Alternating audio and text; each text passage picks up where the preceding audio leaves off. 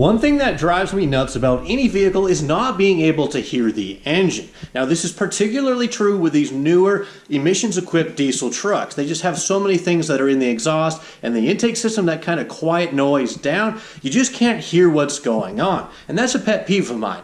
This behind me is a 2020 GMC Sierra HD AT4 edition. Now, it's a great looking truck and it's comfortable to drive, but I just couldn't hear what was going on inside the engine. So I had to do something about it, but I didn't want to alter any of the emissions components that came on this truck.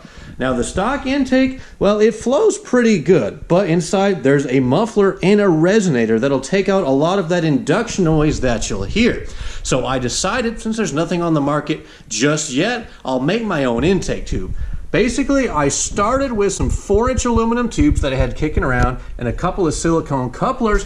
Basically just cut them on the right part of the bend and welded them together so I could make an intake tube that eliminates the resonator. Now, that'll definitely make it sound a little bit better, and there's a slight chance that it'll increase horsepower just a tiny bit. Probably nothing that you'll ever notice, but for me, it's the sound. Now, there's one way, and one way only, to find out if this modification's worked, and that is a test drive.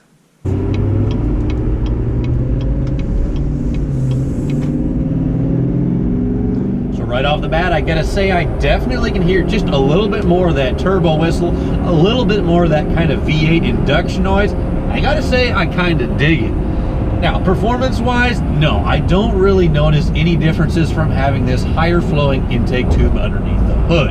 And I guess I didn't really expect there to be any difference either. Now, the one thing you may be asking yourself, or saying, look, LT, you made that tube from aluminum, and aluminum actually is a conductor of heat, and you'd be correct. Now, the tube itself will pick up a little bit more radiant heat from the engine bay and things like that, but I don't really think it's going to affect performance in a huge way because the air that's passing through it is moving so quickly that it doesn't have any time to collect any of that heat that's in the intake tube. Not only that, once it goes through the turbocharger, well, the air is going to get heated up anyway, and then it goes through an intercooler to bring it back down. So I don't really think the aluminum tube is going to make the temperature of the inlet air go up that much.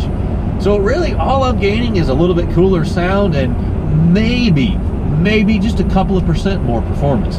But it was a fun fab project, and I'd do it again.